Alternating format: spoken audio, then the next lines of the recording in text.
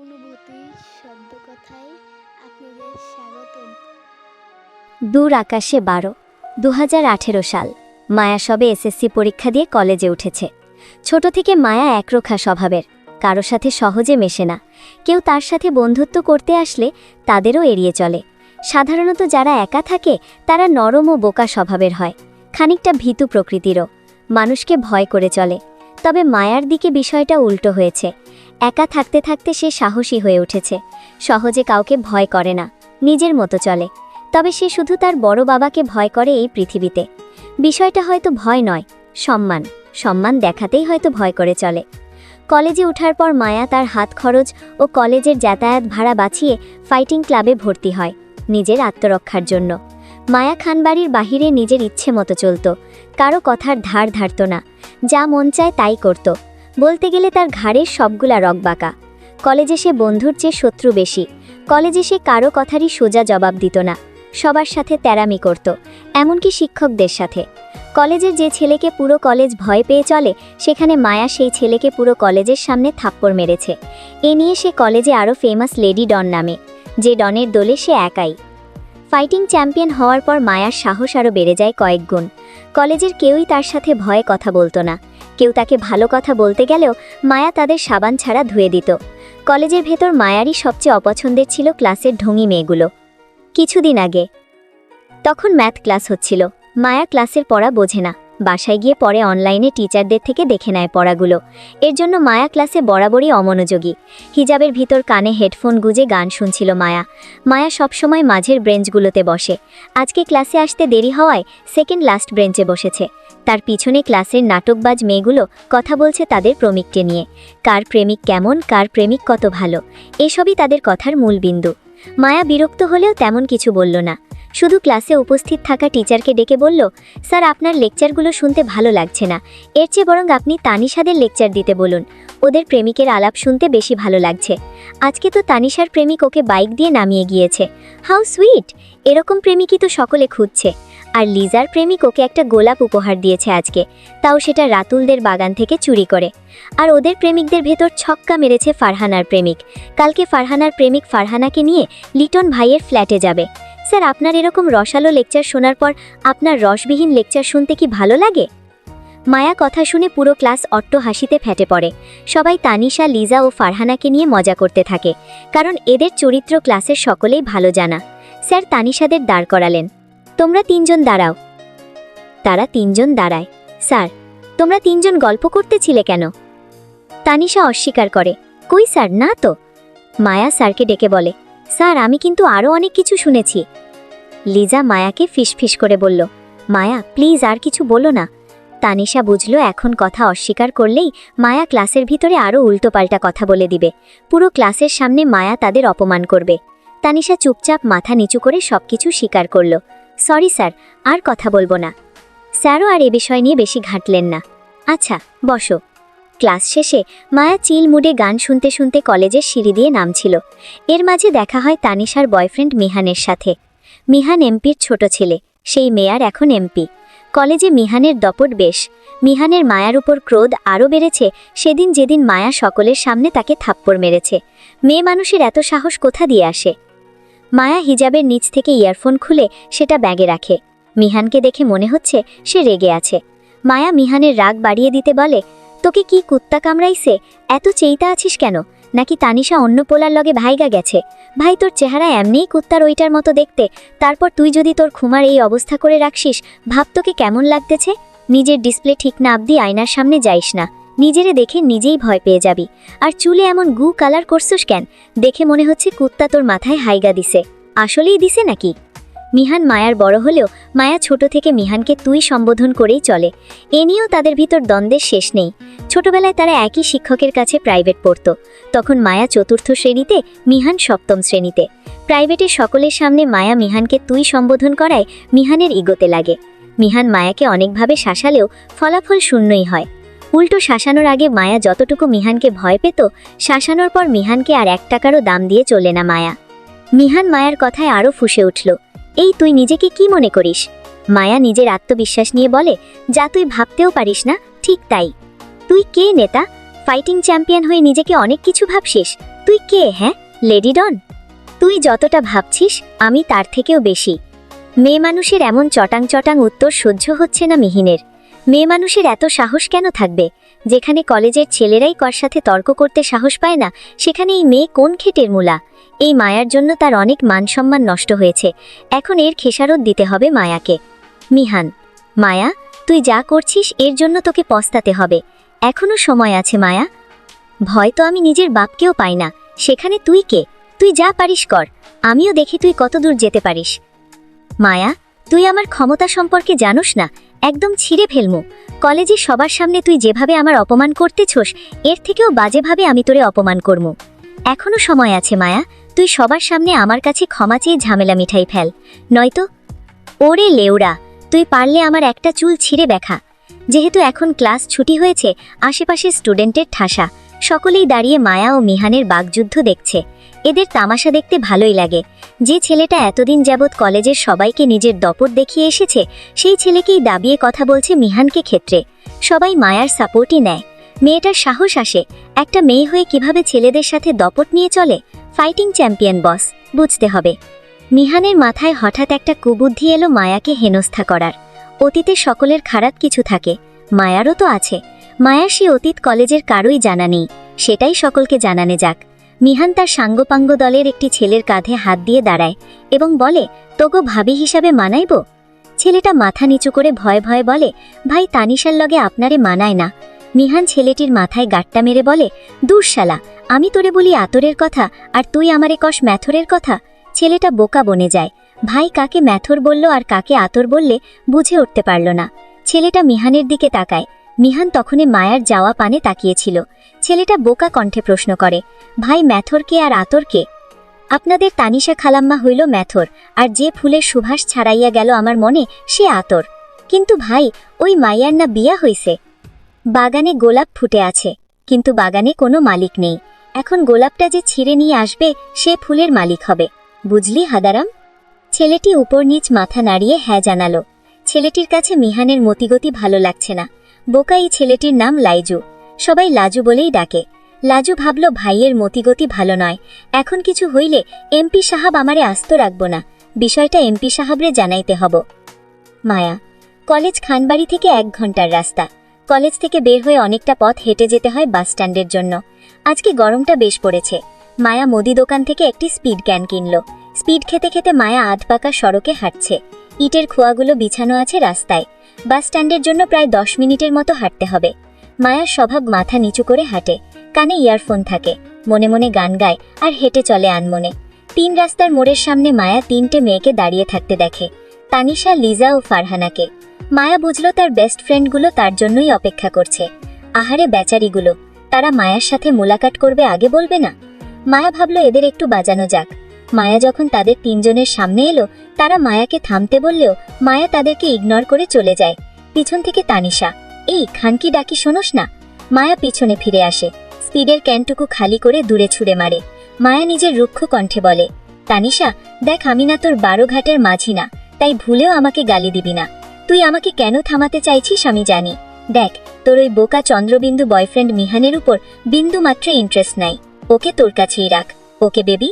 বলেই তানিশার গাল টেনে আলতো করে থাপ্পড় মারে। তানিশারা 3 জনেই অবাক হয়ে যায়। এই মেয়ে কি মনোবিজ্ঞানী, নাকি তাদের উদ্দেশ্যের কথাই মেয়ে কিভাবে জানল? মায়া চলেই আসছিল। পিছন থেকে তানিশা তার কলেজ ব্যাগ টেনে ধরে। মায়া রাগে মুখ খিচে চোখ বন্ধ করে। মুহূর্তেই নিজের জামার হাতরের ভিতর লুকিয়ে রাখা সেফটি নাইফটি বোর করে তানিশার গলায় ধরে। উপস্থিত সকলে হতভম্ব হয়ে যায় মায়ার এমন দুঃসাহসে। মায়ার হাতের ছুরিটাকে ড্যাগার বা সুইচ গিয়ার বলে, তবে মায়ার হাতের সুইচ গিয়ারটি সাইজে খুবই ছোট, কাস্টমাইজ করা বানানো। মায়া রাগান্বিত কণ্ঠে বলে, জান রে মায়া কর, অনেক দিন বেঁচে থাকবি।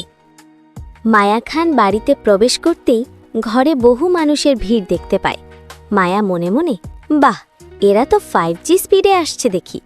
সদর ঘরের সোফায় আতিক খান, তানিশা সহ তানিশার পরিবারের লোকজন, সাথে তানিশার 2 বান্ধবী আছে, আবার মিহানও আছে। মায়া সদর ঘরে প্রবেশ করেই প্রথমে আতিক খানকে সালাম দিলে, আসসালামু আলাইকুম বরাব্বু। আতিক খান পায়ের উপর পা তুলে বসে আছেন, গুরুতর ভঙ্গিমায়। আতিক খান, ওয়ালাইকুম আসসালাম, তুমি বসো এখানে। মায়া আশেপাশটা একবার সরল চোখে দেখে বলে, আমি আব্বু? বস। মায়া ভদ্রমেয়ের মতন আতিক খানের পাশের সোফায় বসল, মাথা নিচু করে রাখল। এর মাঝে তানিশাকে একবার আড়লোকে দেখল মায়া, গলায় ব্যান্ডেজ করা। বেশি তো কাটেনি, তাহলে ব্যান্ডেজ কিসের জন্য? যাক গিয়ে। আতিক গম্ভীর কণ্ঠে মায়াকে প্রশ্ন করলেন, মায়া, তুমি তানিশাকে চিনো? মায়া মাথা উঁচু করে আতিক খানের দিকে তাকালে শুধু, নমনীয় কণ্ঠে বলে, জি আব্বু, আমার ক্লাসমেট। তোমার সাথে আজকে ওর দেখা হয়েছিল? জি। তুমি নাকি ওর গলায় ছুরি ধরেছ? মায়া ভূত দেখার মতো চমকে উঠল আতিক খানের কথায়। মায়া ঘাড় নাড়িয়ে না সম্মতি দিয়ে বলতে লাগল, না না আব্বু, আমি আর ছুরি, আমি তো ছুরি দেখে ভয় পাই আব্বু। হ্যাঁ নাকি না? মায়া কান্না করে ফেলল, কান্না ভেজা গলায় বললে, আমি এরকম কিছু করিনি আব্বু, বিশ্বাস করুন। তানিশা খেকিয়ে উঠল, একদম নাটক করবি না। তানিশার বাবা তানিশাকে কড়া গলায় বললেন, তানিশা চুপ করো, আমাদের কথা বলতে দাও। আতিক খান, দেখুন ভাই সাহেব, আমি আমার মেয়ে কথা শুনে নিয়েছি, আপনারা এখন আসতে পারেন। আগে খুঁজে বের করুন আসল দোষীকে, অযথা আমার মেয়েকে দোষ দিলেন আপনারা। তানিশা আবারও চেঁচিয়ে উঠে বলে, আপনার ছেলের বউকে আমরা কোনো দোষ দেইনি, আপনার ছেলের বউই আমার গলার এই অবস্থা করেছে। লিজা ও ফারহানা প্রমাণ, ওদেরকে জিজ্ঞাসা করুন। তানিশা, তুমি কি চুপ করবে? বলেন তানিশার বাবা। আতিক খান পরিষ্কার করে বলেন, দেখো মা, আমি আমার মেয়েকে বিশ্বাস করি, বাহিরের কারো কথায় আমি আমার অবিশ্বাস ভাঙব না, তাই তোমরা এখন আসতে পারো। মানে কি, আপনার মেয়ে দোষ করবে আর আপনি এমনি এমনি ছেড়ে দিবেন? আপনি অন্যদের কাছ থেকে শুনে প্রমাণ নেন, তারপর বিচার করেন। এই আপনি এলাকার চেয়ারম্যান? মায়াই আমার গলায় ছুরি ধরেছে, আর ওরা সবাই তো সাক্ষী, ওদেরকে জিজ্ঞাসা করুন। তানিশা, মামুনি, অন্যের কথার থেকে আমি নিজের মেয়ের উপর বিশ্বাস করি বেশি, তাই আমার মেয়ে যেটা বলেছি সেটাই সঠিক। তোমরা শত প্রমাণ দিলেও আমার কাছে আমার মেয়েকে ভুল প্রমাণ করতে পারবে না। আতিক খানের কথায় মায়ার কেমন অনুভব হলো।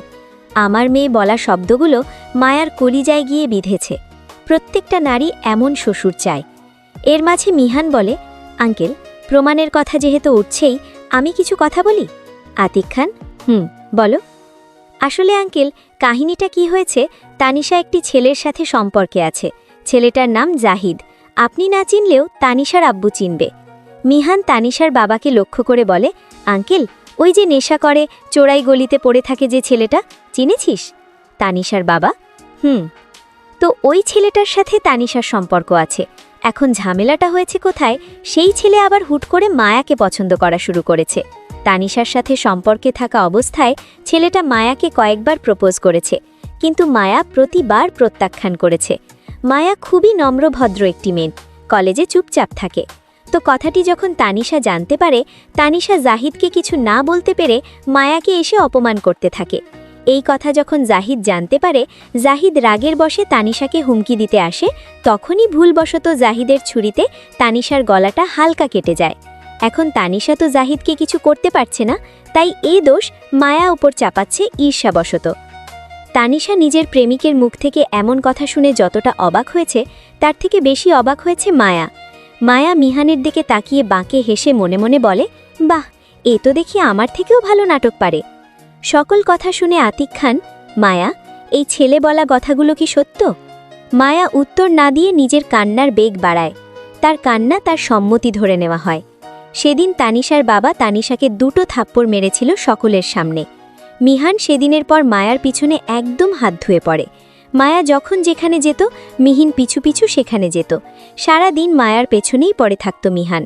মায়াকে নানাভাবে পটানোর চেষ্টাও করে। একসময় তাদের ভেতর বেশ ভালো বন্ধুত্ব গড়ে ওঠে। দুজনে একসাথে চলাফেরা শুরু করে। আরও কিছু বছর পর মায়া তখন অনার্সের 3য় বর্ষে। তার স্বভাব এখনও সেই আগের মতোই আছে, শুধু বন্ধুদের তালিকায় একজনের নাম যুক্ত হয়েছে, তার নাম মিহান। দুজনে এখন বেস্ট ফ্রেন্ড। পুরো ভার্সিটি ক্যাম্পাসে তারা দুজন রাজত্ব করে চলে। মিহান রাজত্ব করে তার বাবার রাজনৈতিক শক্তি নিয়ে, মায়া রাজত্ব করে তার সাহস নিয়ে। তাদের দুজনকে কিছু বলার মতো সাহস নেই করো। দুজনে ন্যাশনাল ইউনিভার্সিটি স্টুডেন্ট, তাতে তাদের সুবিধা আরেকটু বেশি। যেহেতু মায়ার কলেজ ইউনিভার্সিটি দুটোই খানবাড়ি থেকে অনেকটাই দূরে, তাই তার কর্মকাণ্ড সম্পর্কে খানবাড়ির কেউই কখনো জানতে পারে না। তবে মায়া ভার্সিটি যে এলাকায়, সে এলাকায় মায়া ও মেহিন বেশ ফেমাস, বিশেষ করে এলাকার ছোকরাগুলোর কাছে। মিহানের মাস্টার্স পরীক্ষা শেষ, এখন শুধু রেজাল্টের অপেক্ষা। মায়ার ইচ্ছা আছে মাস্টার্স কমপ্লিট করে বিসিএস দেওয়ার, ইচ্ছা ছিল গোয়েন্দা বিভাগে জব করার, কিন্তু মায়ার কিছু ভুলের কারণে তা সম্ভব না। আপাতত দেখা যাক। 2024-এর শুরুর দিকে শীতের সকাল, মায়া বাস থেকে নেমে দাঁড়ালো একটি বটগাছের নিচে, মিহানের জন্য অপেক্ষা করছে। হঠাৎ কোথা থেকে 4-5 জন লোক এসে মায়াকে একটি গাড়ি চড়ালো। মায়ার জ্ঞান ফিরল একটি মেয়ার হাউসে। আশেপাশে অন্ধকার, দিন নাকি রাত বুঝার উপায় নেই। মায়ার হাত ও মুখ বাঁধা, টলমল চোখে আশেপাশে তাকালে দেখে তার থেকে কিছুটা দূরত্বে মিহান পড়ে আছে। মায়া মিহানকে মুখ দিয়ে ডাকতে পারছে না, তার মুখে কাপড় ঢুকানো। উপায় না পেয়ে মায়া মিহানকে পা দিয়ে লাথি মেরে ডাকতে থাকে। বেশ কয়েকটি লাথি মারার পর মিহানের জ্ঞান ফেরে। মিহানের হাত পা মুখ কিছুই বাঁধা ছিল না। মিহান চোখ খুলে যখন দেখে মায়ার অবস্থা, মিহান দ্রুত মায়ার বাঁধন খোলে। মুখের বাঁধন খুলতেই মায়া ঘন ঘন শ্বাস নিতে থাকে। তারা দুজন তো এখনও মাটিতে বসে আছে। মায়া মিহানকে বলে, আমরা এখানে আসলাম কিভাবে? দোকানে বসে চা খাইতেছিলাম, আমার এটুকু মনে আছে। এরপর এখানে কিভাবে আসলাম কিছুই মনে নাই। আমারে কেউজন জোর করে তুলে নিয়ে আসছে, আমার এটা মনে আছে। কে? মায়া মৃদু রাগ নিয়ে বলে, আমার শ্বশুর। আতিক আঙ্কেল তোরে লোকজন দিয়ে তুলে আনবো কেন? তুই তো আতিক আঙ্কেলের বাড়িতেই থাকোস। মিহান, আমার এখন ফালতু কথা বলার মুড নাই, চুপ থাক, এখান থেকে বেরোমু কেমনে? আমার ট্যান্টের পকেট ঢোক, তোকে নিয়ে দৌড় দেই। কুত্তার বাচ্চা, আজাইরা কথা বন্ধ করবি, বালটা রাগ উঠাইস না। চুপ কর বাল, তোর কথা শুনতে মন চাইতেছে না। চুপ কর শালা, তুই চুপ কর শালি। এর মধ্যে ওয়্যারহাউসের ভিতরে এক প্রান্ত থেকে লাইটের আলো আসতে থাকে। আলো বেশি হওয়ায় মায়া ও মিহান চোখ বন্ধ করে ফেলে। আলোর ভিতর দিয়ে হেঁটে আসে একজন পুরুষ, গায়ে স্যুট প্যান্ট, সম্পূর্ণ মুখ মাস্ক দিয়ে ঢাকা। লোকটির সাথে আরও অনেকে আছে। স্যুট প্যান্ট পরা লোকটি একটি চেয়ারের উপরে বসে পায়ের উপর পা তুলে। মায়া ও মিহান মাটিতে বসা এবং তাদের সামনে লোকটি চেয়ারে বসা। লোকটি গুরুতর ভঙ্গিমায় বলে, তোমাদের জন্য একটি কাজ আছে, করতে পারবে? মায়া, আপনার কাজ বাদ দেন, আমাদের এখানে আনছেন কেন? কাজটির জন্যই। আমাদের দুজনের কোনো কপালে লেখা আছে আমরা তামলা খাটি? আপনার জন্য আমরা কাজ করতে যাব কোন দুঃখে? লোকটি নিজের 5 আঙ্গুল দেখায়, বলে, 5 দিব, হবে? আপনার 5,000 টাকা আপনার কাছেই রাখেন, আমাদের দেখলে আপনার ফকিরনি মনে হয়? লোকটি বলে, 1000 না, কোটি। মায়া আমতা আমতা করে বলে, 5 কোটি? মায়া হাহাকবে হেসে ওঠে।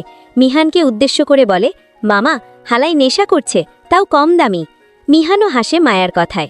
লোকটি বলে, হাসি ঠাট্টা পরে করবে, এখন শোনো গোপন মিশনের কথা। গন্তব্য আমেরিকা, ডিটেকটিভ পরিচয়। আমাদের টার্গেট এক কুখ্যাত মাফিয়া গ্যাং। তাদের ধরতে পারলেই আরও 3-4টে গ্যাং নিজেদের জালে আটকে ফেলতে পারবো।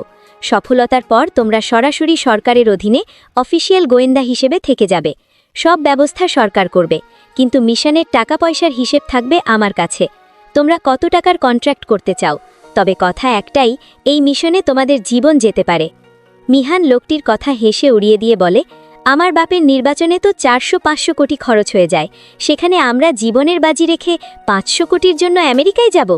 মায়ার কাছে লোকটির কথা ইন্টারেস্টিং লাগলো। মায়া মিহানকে থামিয়ে বলে, আবে থাম, বুঝলাম আপনার কথা, কিন্তু এই কাজের জন্য আমাদের কেন বাঁচলেন? আমরা তেমন কিছু জানি এসব বিষয়ে, আমাদের এই কাজে নেওয়ার কারণটা কি? যদি বলি তুমিই কারণ? মায়া ভ্রু কুচকায়, মানে? লোকটি স্বাভাবিকভাবে শান্ত কণ্ঠে বলে, আরিফ খান তোমার কি হয়? মায়া দ্বিধায় জবাব দিল, হাজব্যান্ড। কিন্তু কেন? যদি বলি সে এবং তার এক বন্ধুই সেই মাফিয়া গ্যাং লিডার, বিশ্বাস করবে? মায়া স্বাভাবিক কণ্ঠে বলে, বলতে গেলে তাকে আমি চিনি না, তাই সে যে কোনো কিছু হতে পারে, আর সেটা আমাকে বিশ্বাস করতেই হবে। বলতে চাইছো তুমি রাজি? হ্যাঁ। মিহান মায়াকে থামায়। মায়া, ভেবেচিন্তে কাজ কর, আমরা কিন্তু ওনাদের চিনি না। যেহেতু আমি হ্যাঁ বলেছি, ভেবেই বলেছি, তুই তোরটা দেখ, তুই রাজি? মায়া যেখানে মিহান সেখানে। মিহান, আমি রাজি। তারা 8 মাস তারা প্রশিক্ষণ নেওয়ার পর দুজনেই স্কলারশিপের নাম করে 2024-এর সেপ্টেম্বর মাসে চলে আসে আমেরিকা। সেখানেও প্রায় 1 মাসের মতো বিভিন্ন প্রশিক্ষণ নেয়, বোম ডিফিউজ করা থেকে শুরু করে গান চালানো সব কিছুই। মায়া যেহেতু আগে থেকেই ফাইটিং জানত, তাই তাকে নিয়ে তেমন সমস্যা হয়নি। সমস্যা হয়েছে মিহানকে নিয়ে, তবুও সবকিছু তারা ঠিকঠাক করে নিয়েছে। বর্তমানে আরিফ সেন্ট্রামনির সামনে আসলে পা থেমে যায়, তার পা দুটো ভিতরে ঢুকতে চাইছে না। আরিফের অস্থির লাগতে শুরু করে, কানের কাছে কেমন শুশু শুশু শুশু শব্দ হতে থাকে। তার মনে হচ্ছে ভিতরে হয়তো খারাপ কিছু হয়েছে, যেটা দেখে সে সহ্য করতে পারবে না। জীবনে প্রথম নিজের কাছে নিজেকে খুব অসহায় লাগছে আরিফের। শরীর ছেড়ে দিচ্ছে বারবার। আরিফ ধীর পায়ে প্রবেশ করল সেন্ট্রামনির ভিতরে। তার পরিপাটি বাসাটি ধ্বংসস্তূপে পরিণত হয়েছে।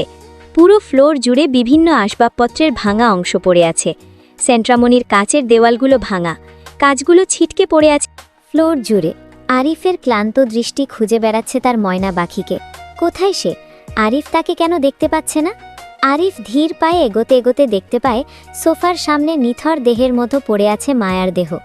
আরিফ দৌড়ে যায় মায়ার কাছে। আরিফ বসে পড়ে ফ্লোরে মায়ার মাথার কাছে।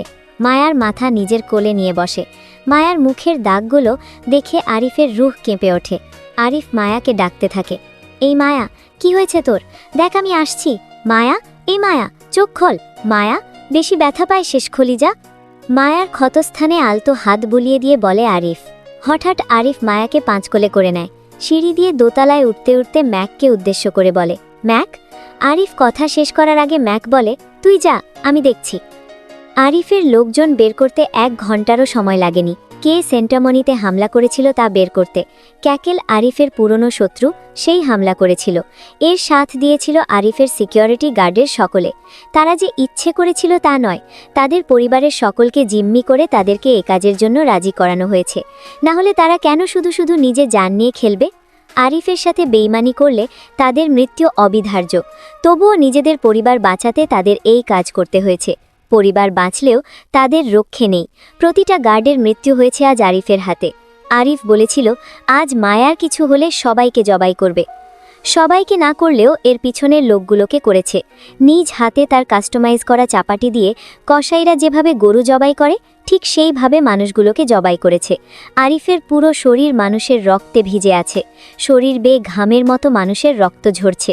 আরিফ নিজের মার্সিডিজ গাড়ির সর্বোচ্চ গতিতে চালিয়ে যাচ্ছে ক্যাকেলের বাড়ির উদ্দেশ্যে। যখন থেকে শুনেছে এসব কিছু ক্যাকেল করিয়েছে, রাগে তার পায়ের রক্ত মাথায় উঠে গিয়েছে। আজ হয় ক্যাকেল এই দুনিয়ায় থাকবে, নয়তো সে। আজকে আরিফের হাতে ক্যাকেলকে মরতেই হবে। আরিফের গাড়ির পিছনে আরও 6টি কালো রঙের গাড়ি। তাদের গাড়ির গতিও সর্বোচ্চ। তাদের গাড়ি এসে থামল একটি বিলাসবহুল বাড়ির সামনে। তাদের গাড়ি থামতেই ক্যাকেলের লোকজন তাদের হামলা করতে চাইলেও আরিফের লোকজন বেশি থাকায় তারা পিছু পা হয়। আরিফ রাগে হেঁটে যাচ্ছে আগে আগে। তার পিছনে রিক, ম্যাক, জুলিয়ান ও নিকি এবং তাদের চারপাশে বন্দুক হাতে তাদের লোকজন। বাড়ির ভিতর ঢুকতেই শুরু হয়ে যায় এক প্রকার যুদ্ধ। ক্যাকেলের বাড়ির আসবাবপত্রগুলো গুলির আঘাতে ভেঙে চুরে ছিটকে পড়তে থাকে। আরিফ চিৎকার করে ক্যাকেলকে ডাকতে থাকে, ক্যাকেল, মাদারফাকার, কই তুই? ক্যাকেল, কই তুই? ক্যাকেল। আরিফ এদিক সেদিক তাকালে ক্যাকেলের ছোট ভাইকে দেখতে পায়, হুইল চেয়ারে বসে থাকতে। ক্যাকেলের পরিবার বলতে ওর ছোট বোন ও ভাই, এছাড়া আর কেউ নেই। আরিফ হাত ইশারা করলে তার দলের লোকজন বন্দুক নামায়। আরিফ তার হাতে থাকা চাপাটি ঝুলিয়ে ধীর পায়ে হেঁটে যায় ছেলেটির দিকে। ছেলেটি আরিফের দিকে তাকিয়ে ভয়ে রীতিমতো কাঁপছে। তার চোখ দুটো কটর থেকে বের হয়ে আসার উপক্রম। ছেলেটা শারীরিকভাবে প্রতিবন্ধী, জন্ম থেকে হাঁটতে পারে না। আরিফ ধীর পায়ে গিয়ে ছেলেটির পায়ের কাছে বসে পড়ে। তার হাতে থাকা চাপাটি রাখে ছেলেটির হাতের ওপর। রক্তে মাখা সেই চাপাটি দেখে ছেলেটি ভয়ে আরও কেঁপে ওঠে। ছেলেটির বয়স কতই আর হবে, 17? এর ওপর সে শারীরিকভাবে অসুস্থ। ভয় তাকে সম্পূর্ণরূপে গ্রাস করে ফেলে। আরিফকে দেখেও তার ভয় লাগছে। আরিফের পুরো শরীর রক্তে ভেজা, মানুষের রক্ত। দেখে মনে হচ্ছে রক্ত দিয়ে গোসল করে এসেছে। আরিফ মাথা নিচু করল। এতে তার চুলগুলো চেহারা ঢেকে ফেলে। আরিফ যেই না ছেলেটির গায়ে হাত রাখে, ছেলেটি চিৎকার করে ওঠে, আহ! আরিফ গাঢ় কণ্ঠে প্রশ্ন করে, তোর ভাই কই? ছেলেটি ভয়ে ভয়ে জবাব দেয়, আমি জানি না ভাইয়া। অবশ্যই জানিস, বল কোথায় ও? ভয়ে ছেলেটি কান্না করে দিয়েছে। কান্নারত কণ্ঠে বলে, ভাইয়া, আমি সত্যি জানি না, ক্যাকেল ভাইয়া কোথায়? আরিফ মুখ তুলে তাকায় ছেলেটির দিকে। আরিফের চোখ রাগে রক্তেম বর্ণ ধারণ করেছে। আরিফ এক হাতে ছেলেটির বাহু শক্ত করে ধরে, বল কোথায়? কান্নারত কণ্ঠে ছেলেটি, আমি সত্যি জানি না। জানিস না, জানিস না বলেই রাগে গিজগিজ করতে করতে উঠে দাঁড়ায় আরিফ। ম্যাকের দিকে হাত বাড়াতেই ম্যাক একটি রাইফেল দেয় আরিফকে। আরিফ রাইফেলের ট্রিগারে চাপ দিয়ে ধরে সিংহের গর্জনের মতো বলতে আরম্ভ করে, ক্যাকেল, ফাকিং ম্যান, কই তুই? সামনে আয়, না হলে তোর ভাই আজকে মরবে। আরিফ এভাবে অনেকটা সময় পাগলের মতো চিৎকার করলেও ভিতর থেকে কেউ বেরিয়ে আসে না। আরিফ হঠাৎ কণ্ঠস্বর নিচে করে বলে, ওয়েট, তোর বোন কই? তোর বোন কই? ছেলেটি কাঁপা গলায় বলে, ইতালি, জু, পুরো বাসা খোঁজ, দেখ ওর বোন কই লুকিয়ে আছে। আরিফের আদেশ পেতেই তার দলের অর্ধেক লোকজন পুরো বাড়ি তন্ন তন্ন করে খুঁজতে থাকে ক্যাকেলের বোনকে, কিন্তু কোথাও পায় না। অবশেষে ব্যর্থ হয়ে ফিরে এসে আরিফকে জানায় এই কথা। আরিফ বন্দুক দিয়ে কপাল চুলকে বলে, সরি রন, তোকে আজ সত্যি মারতে হবে। ছোট ভাইয়ের মতোই ছিলি, তোকে মারতে একটু কষ্ট লাগবে, কিন্তু তোর ভাইয়ের খোঁজ পেতে গেলে যে তোকে মারতেই হবে। কান টানলে তবেই না মাথা আসবে। ছেলেটি আকুতি করে বলে, আমি তো কিছু করিনি, আমাকে কেন মারবে ভাইয়া? আরিফ রনের হাঁটুর কাছে গিয়ে হাঁটু গেড়ে বসে ফিসফিস করে বলে, মায়াও কিছু করেনি, তাও তোর ভাই মায়াকে মেরেছে। এখন আমিও তোকে মারব, এরপর তোর ভাইকে মারব। তোকে খুব কষ্টের মৃত্যু দিব রে রন। আগুনে পুড়ে মরবি তুই ঠিক 5 মিনিট পর। তোর মৃত্যুর প্রতিশোধ নিতে তোর ভাই আসবে আমার কাছে। তখন তোর ভাইকে তোর থেকেও 1000 গুণ কষ্ট দিয়ে মারব। ওপরে ভালো থাকিস, চিন্তা করিস না, তোর ভাই তাড়াতাড়ি আসছে তোর কাছে। বলেই আরিফ চলে আসে সেখান থেকে। ক্যাকেলের বাড়ি থেকে বের হয়ে আরিফ ও তার দলবল হেঁটে বেশ দূরে আসতেই ক্যাকেলের বাড়িতে বিশাল বিস্ফোরণ হয়। দাউ দাউ করে আগুন জ্বলতে থাকে। আরিফ একটা সিগারেট ধরায়, সিগারেটের ধোঁয়া ছেড়ে বলে, ক্যাকেল, I am waiting for you. Arish যখন সেন্ট্রোমনিতে ফেরে তখন প্রায় সকাল হয়ে গিয়েছে, সূর্য উঁকি দিতে শুরু করেছে। সেন্ট্রোমনির ভাঙাচোরার ঠিকঠাকের কাজ চলছে। আরিফ গিয়ে আগে শাওয়ার নিল প্রায় 40 মিনিটের। গোসল করে বের হতেই শরীর ছেড়ে দিই, বড্ড কাহিল লাগছে, আর হাঁটতে পারবে না বোধহয়। হঠাৎই মাথায় চক্কর দিলে আরিফ ধপ করে বসে পড়ে মাথায় হাত দিয়ে। মাথা ঘুরছে, সবকিছু কেমন আবঝা হয়ে আসছে, আবার পরিষ্কার হয়ে যাচ্ছে। মাথাটাও ঘুরছে। আরিফ ফ্লোরে প্রায় বসে রইল 30 সেকেন্ডের মতো। সবকিছু স্বাভাবিক হতেই মাথা ঝাড়া দিয়ে উঠে দাঁড়ালো। নিজের রুম থেকে বের হয়ে গেল মায়ার রুমে। নরম বিছানায় কেমন আরাম করে শুয়ে আছে মায়া। আরিফ খানিক সময় দাঁড়িয়ে মুগ্ধ নয়নে তাকিয়ে দেখল মায়াকে। তার ময়না পাখিকে ঠিক নিষ্পাপ পাখির মতোই লাগছে। মায়া বিছানার ডান দিকে শুয়েছিল। আরিফ গিয়ে মায়ার বাম পাশে শুয়ে পড়ল। মায়ার মুখ অন্য দিকে ছিল। আরিফ আলতো হাতে মায়ার মুখ নিজের দিকে ফেরায়। ফর্সা গালে ক্ষতস্থানগুলো ফুটে উঠেছে।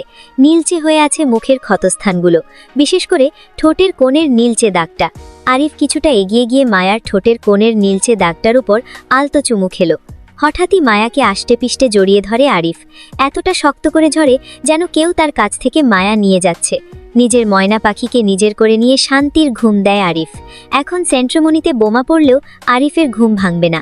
ঘুম ভাঙলেও নিজের প্রাণ ভ্রমরাকে রেখে উঠে যাবে না আরিফ। 13 শেষ অংশ। হাড় কাঁপানো শীতের ভিতর মায়ার কেমন গরম লাগছে। মায়া প্রথমে মনে করলো হয়তো রুমের হিটারের জন্য। পরক্ষণে খেয়াল করলো নিজেকে কেমন বন্দি লাগছে, মনে হচ্ছে তার হাত পা বাঁধা। মায়া চোখ খুলো। কমফর্টারের নিচে তার মাথা, শরীর ঘামছে। মায়া কমফর্টারের নিচে তাকিয়ে বুঝল কোনো পুরুষ তাকে জড়িয়ে। মায়া কোনো রকম করে নিজের মাথা বের করে কমফর্টারের ভিতর থেকে। নিজের পাশে আরিফকে দেখে ফুঁসে ওঠে মায়া। কোনো রকমে আরিফের কাছ থেকে নিজেকে ছাড়ায় মায়া। এক লাফে বেড থেকে নামে সে। আরিফকে উদ্দেশ্য করে চেঁচিয়ে ওঠে, বলে, এই, আপনি আমার রুমে কি করেন? মায়ার চিৎকারে ঘুম ভেঙে যায় আরিফের। চোখ খুলে না তাকিয়ে ঘুম জড়ানো কণ্ঠে বলে, চিৎকার করো না বউ, এসে ঘুমিয়ে পড়, আসো। বলে মায়ার হাত ধরে নিজের দিকে টান দিলে মায়া আরিফের হাত সরিয়ে দেয়। মায়া, আরে আপনি এখানে ঘুমাচ্ছেন কেন? নিজের রুমে গিয়ে ঘুমান, আপনি যান এখান থেকে। আরিফ কোনো প্রত্যুত্তর না করে উল্টো ঘুরে ঘুমিয়ে পড়ল। তা দেখে মায়া রেগে তাকালো আরিফের দিকে। আপনি যাবেন এখান থেকে? আরিফ ছোট করে উত্তর দিল, না। আরে ভাই, আপনি যান এখান থেকে, আপনি নিজের রুমে গিয়ে ঘুমান, এখান থেকে সরুন। আরিফের কোনো উত্তর পেল না মায়া। কিঞ্চিত রাগ নিয়ে তাকালো আরিফের দিকে। আরিফের পিঠে ধাক্কা দিয়ে বলল, আরে ভাই, নিজের রুমে গিয়ে ঘুমান। আরিফ 1 সেকেন্ডের ভিতর ঘুরে মায়াকে সাপের মতো পেঁচিয়ে ধরে শুয়ে পড়ল। এত তাড়াতাড়ি ঘটল যে মায়া কিছু বুঝতে উঠে পারল না। আরিফ ঘুম ঘুম কণ্ঠে বলে, জামাইকে ভাই ডাকতে হয় না বউ। মায়া নিজেকে ছাড়ানোর চেষ্টা করেও ব্যর্থ হয়। নিজেকে কোনো মতেই ছাড়াতে পারল না। নিজেকে ছাড়াতে আরিফের হাতে কামড় বসালেও কতে কিছু হয় না আরিফের। আরিফের নড়চড় না দেখে নিজের কাছেই কেমন লাগলো মায়ার। সে কিভাবে আরিফের হাতে কামড় দিচ্ছ, লাইক কুকুর। মায়া নিজের মুখ সরিয়ে নেয়। মায়া মুখ সরিয়ে নিলে আরিফ বলে, দাঁতের জোর শেষ? তোমার টুথপেস্টে কি লবণ নেই? ছাড়ুন আমাকে। রাগ নিয়ে বলল মায়া। আরিফ না ছেড়ে আরও শক্ত করে ধরলে। না ছাড়লে কি করবি? আপনার বাড়ি বোম মেরে উড়িয়ে দেব, সাথে আপনাকেও। বোম কি চিনিস? আপনার কি মনে হয় চিনি না? তুই নিজেই তো একটা বোম। ফালতু কথার সাথে আমাকেও ছাড়ুন। আমি একসাথে দুই কাজ করতে পারি না, যে কোনো একটা অপশন দে। আগে আমাকে ছাড়ুন, ব্যথা লাগছে আমার। মায়ার মাথায় ব্যান্ডেজ করা, সেখানে টান টান ব্যথা করছে তার। আহারে কি ভালোবাসা! বউকে আঘাত করায় ক্যাকেলের বাড়ি উড়িয়ে দিল। এখন তার জন্য যে তার বাউ ব্যথা পাচ্ছে, এখন তার কি শাস্তি হওয়া উচিত? বিষয়টা ঘেঁটে দেখলে মায়ার এ অবস্থার কারণ আরিফ। সেখানে ক্যাকেলের বাড়ি না উড়িয়ে আরিফের নিজের বাড়ি উড়ানো উচিত ছিল। আরিফ মায়াকে ছেড়ে দিলে মায়া রাগ নিয়ে ওঠে। আরিফ, আজকের মতো ছেড়ে দিলাম, কিন্তু এর পরের বার যখন ধরব তখন আর ছাড়ব না। পরের বার ধরলে একদম গুলি মেরে দিব। আরিফ ঘুম থেকে উঠে বসল। আচ্ছা তাই? পারলে এখন কর। সব কিছুর সময় আছে, সময় আসুক, সময়ের কাজ সময় করব। তোর সময় যখন আসবে তখন তুই গুলি চালাতে পারবি না, তাই এখনই শুভ কাজটা সেরে ফেলতে পারিস, পরে আফসোস করতে হবে না। আজ পর্যন্ত আমার কোনো সিদ্ধান্ত নিয়ে আফসোস করিনি, আর করবও না। আরিফ চলে গেলে মায়া ফ্রেশ হয়ে নিল। মায়া বেলকনিতে এসে দাঁড়িয়েছে। এখন হালকা তুষারপাত হচ্ছে। মায়ার মাথার এক সাইডে এখনও চিন চিন ব্যথা করছে, খুব জঘন্য রকম ব্যথা। মায়ার মনে চাইছে হাতুড়ি মেরে মাথা ফাটিয়ে দিতে। একটু আগেও এত ব্যথা ছিল না, হঠাৎ করেই ব্যথা উঠেছে। মনে হচ্ছে মাথার রগ কেউ টেনে ছিঁড়ছে। এই ভয়ঙ্কর রকম ব্যথা কারো পক্ষে সহ্য করা মুশকিল। মায়া মাথা চেপে ধরে বসে পড়ল। সত্যি হাতুড়ি দিয়ে মাথায় বাড়ি দিলে হয়তো একটু শান্তি লাগত। মায়ার জায়গায় অন্য সাধারণ কোনো মেয়ে থাকলে হয়তো এই ব্যথা সহ্য করতে পারত না। মায়ার রুমে বসেছিল, এমন সময় একজন ডাক্তার আসলেন মায়াকে দেখতে। মায়াকে দেখে ডাক্তার বললেন মায়া স্বাভাবিক। মায়া ডাক্তারকে তার সেই অসহনীয় মাথা ব্যথার সম্পর্কে কিছু বলল না। ডাক্তার যতক্ষণ মায়াকে চেক করলেন, আরিফ মায়ার রুমের ভিতরের এক কোণে চোয়াল শক্ত করে মায়ার দিকে তাকিয়েছিল। আরিফকে দেখে বোঝা যাচ্ছিল আরিফ কোনো কিছু নিয়ে রেগে আছে। সকালে খাবারের সময় ডাইনিং টেবিলের রিক, আরিফ, মায়া বসে আছে। এমন সময় একজন মেড রনকে দিয়ে আসে সেখানে খাবার খাওয়ার জন্য। মায়া রনকে দেখে সন্দিহান দৃষ্টি নিয়ে তাকায়। কি সে চেনে না মায়া? আগে দেখেওনি কোনোদিন স্যান্ট্রামানিতে। মায়া আরিফকে প্রশ্ন করল, এই ছেলেটা? অরিফ, আমার ছোট ভাই। মানে? অবাক কণ্ঠে বলে। এখানে মানের কি আছে? আপনি আমার সাথে মজা করছেন? ও আপনার ভাই হয় কিভাবে? ভাই তো ভাই। সত্যি করে বলুন, ওকে? করো গলায় বলে মায়া। ক্যাকেলের ছোট ভাই। মায়া ভ্রু কোচকায়। এই ক্যাকেলটাকে? মায়া শুধায়, ক্যাকেলকে? কাল যে বাসায় এসেছিল? তাহলে আপনি ওকে এখানে এনেছেন কেন? এমনি। এর মাঝে রিক বলে, শোন মায়া, প্রশ্ন করে উত্তর খুঁজে লাভ নেই। যে তোমাকে উত্তর দেবে সে ভুল উত্তরও দিতে পারে, তাই নিজেই প্রশ্নের উত্তর খুঁজতে হয়। সময় হলে সব জানতে পারবি। মায়া কড়া চোখে তাকালো রিকের দিকে, কিছু বলল না। আবার তাকালো রনের দিকে। ছেলেটাকে খাইয়ে দিচ্ছে একজন মেড। এরপরে মায়া ভার্সিটিতে এসেছে। আরিফ তাকে আসতে মানা করলেও এসেছে। আরিফ তাকে ভার্সিটিতে আসতে বাধা দিলে মায়া জানিয়ে দিয়েছে আরিফ তাকে নামিয়ে না দিয়ে আসলে মায়া একাই চলে যাবে। পরে আরিফ মায়াকে নামিয়ে দিয়ে আবার কোথায় চলে গেছে, তার নাকি কি এক কাজ আছে। মায়া ভার্সিটিতে প্রবেশ করতে দেখল শত শত শিক্ষার্থী নিজের ক্লাসের উদ্দেশ্যে ছুটছে। তাদের কত চাওয়া পাওয়া আছে, তাদের কত স্বপ্ন আছে। কেউ ডক্টর, কেউ ইঞ্জিনিয়ার হবার স্বপ্ন নিয়ে ভার্সিটিতে এসেছে। তাদের মাঝে মায়ার নিজেকে খুব ছোট মনে হলো। মায়ার লাইফে কোনো স্বপ্ন নেই, তার যখন যেটা ভালো লাগো সেটাই করে সে। মায়ার হঠাৎ একটি বন্ধুত্ব নজরে এলো। একটি ছেলে ও মেয়ে, দুজনে বেস্ট ফ্রেন্ড মনে হয়। দুজনে একসঙ্গে খুনসুনি করছে। তাদের দেখে মায়ার মিহানের কথা মনে পড়ে যায়। তারাও এমন খুনসুনি করত একে অপরের সাথে নিজেদের ক্যাম্পাসে। 2 বছর আগের একটি স্মৃতি মনে পড়ে গেল মায়ার। একটু আগে ছুটি হয়েছে। মায়া ক্যাম্পাসের বটগাছটার নিচে বসে আছে। প্রচণ্ড গরম পড়েছে আজকে। মিহান ক্যান্টিনে গিয়েছে স্পিড আনতে। এটা তার রোজকার রুটিন। ছুটির পর মায়া বটগাছটার নিচে বসবে আর মিহান গিয়ে ক্যান্টিন থেকে স্পিড নিয়ে আসবে। এরপর দুজন স্পিড খেতে খেতে রওনা দেবে। কিছুক্ষণের ভিতর মিহান স্পিড নিয়ে চলে আসলো। মায়ার দিকে স্পিড ক্যান এগিয়ে দিয়ে মিহান বলে, নে। মায়া ক্যান নিয়ে বিরক্তি নিয়ে বলে, এতক্ষণ লাগে আসতে? আমার পেটটা কাইটে একটা মোটর লাগাই দে, তাইলে আমার কোনো কাজে লেট হইব না। পারলে তাই করতাম। মিহান মায়ার থেকে একটু দূরে বসে। মায়া ক্যানে চুমুক দিয়ে বলে, দোস্ত আমার 3 লাখ টাকা লাগবো। মিহান অবাক চোখে তাকায় মায়ার দিকে। এত টাকা দিয়ে তুই কি করবি? আর এত টাকা কে দিব তোরে? কেন তুই দিবি? আমি টাকা পামু কই? একটা বেচে দে। কি? কিডনি? মিহান অবাক চোখে তাকায় মায়ার দিকে। একদম না, আমি আমার কিডনি বেচে আমার বউয়ের মেকআপ কিনা দিব, তোরে আমার কিডনি দিতে পারবো না। আরে বেটা, হাদিসে আছে বান্ধবীদের খাওয়ালে সুন্দরী বউ পাওয়া যায়। এই ভুয়া হাদিসদাতা কে? মনে হয় মুসাম্মত মায়া খাতুন। বর্তমান মিস্টার লুনামের অফিস কক্ষে বসে আছে মায়া। মিস্টার লুনাম তাকে ডেকে পাঠিয়েছেন। মায়া চুপচাপ বসে আছে মিস্টার লুনামের অফিস কক্ষে। সেখানে আপাতত মায়া ছাড়া কেউ নেই। খানিকক্ষণের ভেতর সেখানে মিস্টার লুনাম আসলেন। পরনে কালো রঙের স্যুট, মুখে গম্ভীর্য। মিস্টার লুনাম নিজের চেয়ারটিতে বসলেন। মায়া এখানে বসে থাকতে থাকতে বিরক্ত হয়ে গিয়েছে, তাই সরাসরি প্রশ্ন করল, আমাকে ডেকেছেন কেন? আমাদের হয়ে কাজ করবে? মিস্টার লুনামের কথায় ভ্রু উঁচিয়ে তাকালো মায়া। এবার গুরুতর ভঙ্গিমায় তার দিকে তাকালো মায়া। কি বলতে চাচ্ছেন? শত্রুর শত্রু আমাদের বন্ধু।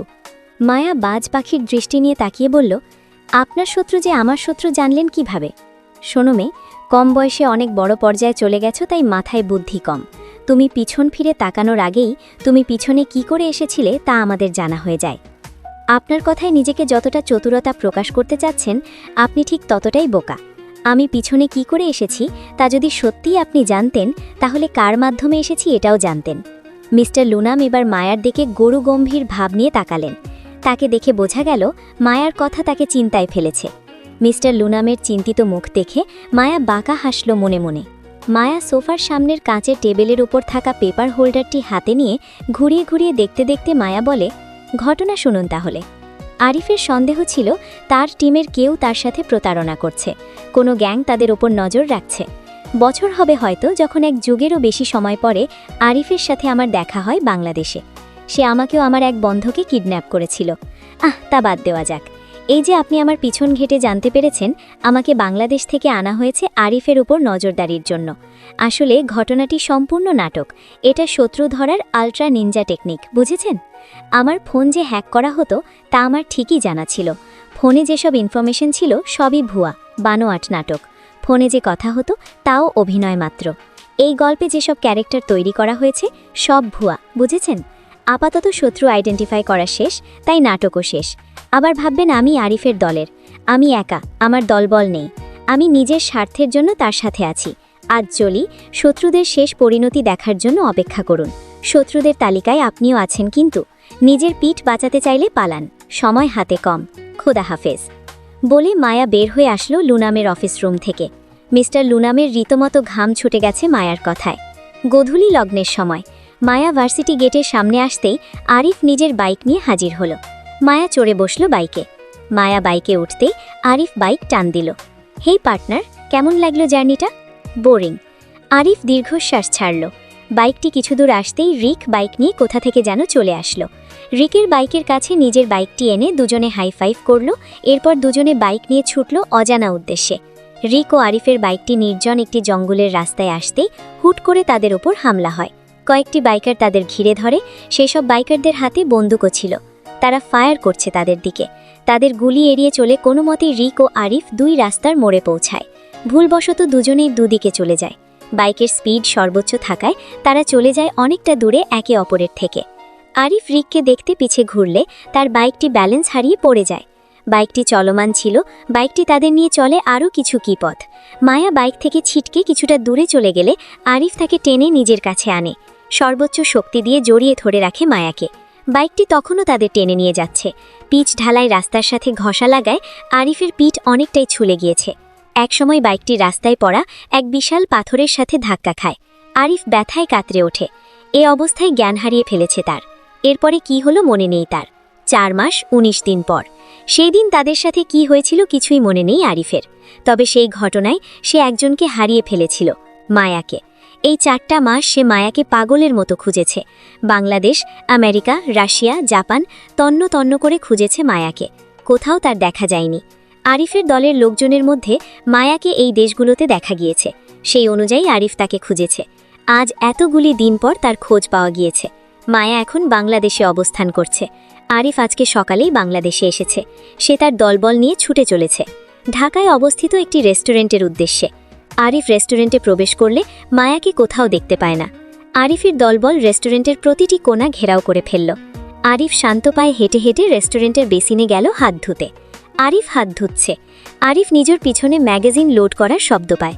শান্ত ভঙ্গিমায় মৃদু হেসে পিছনে ঘুরে তাকালো। আরিফের চোখে পড়ল কালো প্যান্ট ও কালো টপ পরা একটি মেয়ে, যার মুখ হাজি রুমাল দিয়ে ঢাকা। তার হরিণ চোখ দুটো দেখা যাচ্ছে শুধু।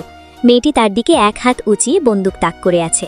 মেয়েটি মৃদু কণ্ঠে বলে, আসসালামু আলাইকুম ওয়া রাহমাতুল্লাহি ওয়া বারাকাতুহু। আরিফ সালামের উত্তর দিল, ওয়া আলাইকুম আসসালাম ওয়া রাহমাতুল্লাহি ওয়া বারাকাতুহু ওয়া মাগফিরাতুহু ওয়া জান্নাতুহু। মেয়েটি বাঁকা হেসে বলল, অনেকদিন পর দেখা হয়ে ভালো লাগলো mister Arif. Bye mister Arif বলেই বন্দুকের ট্রিগার চাপল মেয়েটি।